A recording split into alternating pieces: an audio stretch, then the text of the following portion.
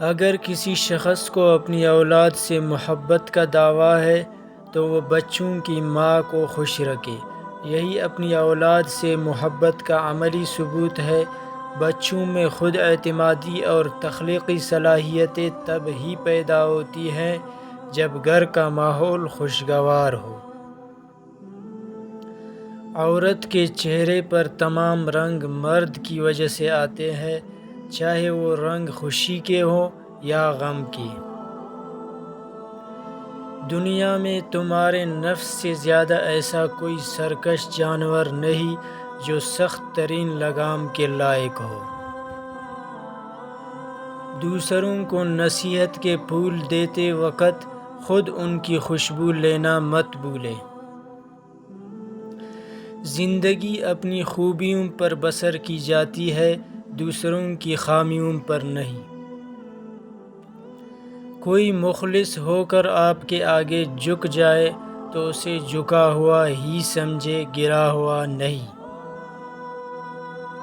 خاموشی اختیار کر لے مگر گلہ مت کرے، گوشہ نشین ہو جائے مگر اپنا معیار مت گرائے۔ عزت نہ ملے تو کنارہ کشی بہتر ہے، لیکن وقت کی بھیک نہ مانگے، کیونکہ عزت اور احساس کے بغیر کسی بھی رشتے کا وجود نہیں رہتا۔ خاندانی لوگوں کا وقت بدلتا ہے، معیار نہیں۔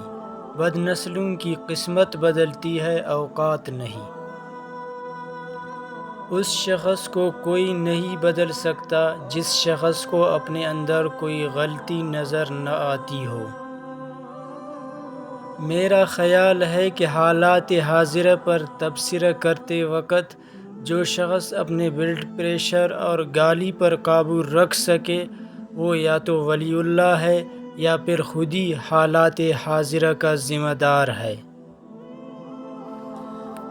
بہتر یہی ہے خود کو وضاحت سے دور رکھے، کوئی کہے برا ہے تو کہہ دے برا ہوں میں۔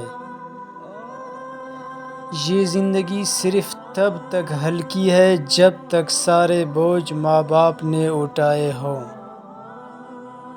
اللہ جب کسی بدبخت کو دکھ دینا چاہے تو وہ بدقسمت ناشکری کا راستہ اختیار کر لیتا ہے۔ جو باتیں تکلیف دے انہیں دل میں رکھنے کی بجائے پاؤں کے نیچے رکھے۔ بے شک اخلاق کی خوبصورتی دلوں کو فتح کر لیتی ہے۔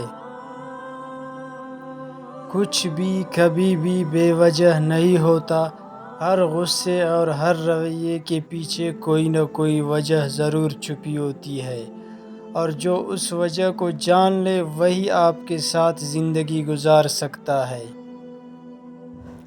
اپنوں سے اختلافات بے شک رکھے، لیکن کسی میدان میں اپنوں کو ہرانے کے لیے کسی دشمن کی صف میں کھڑا ہونا بے غیرتی، بے وقوفی اور منافقت ہے۔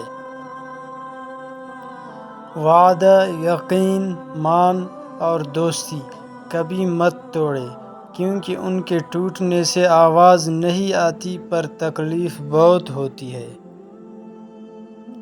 زندگی میں ہمیشہ ان لوگوں کا چناؤ کرے جن کو عزت دینے پر وہ خود سے بڑھ کر آپ کو عزت دے۔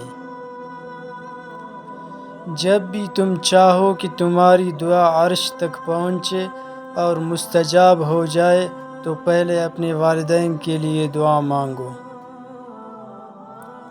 بعض اوقات ہمیں ان لوگوں کو بھی خوش رکھنا پڑتا ہے جو ہمیشہ چھپ کے ہماری پیٹھ پر وار کرتے ہیں اور سامنے سے ایسے پیش آتے ہیں جیسے ان سے بڑا ہمارا ہمدرد کوئی ہے ہی نہیں۔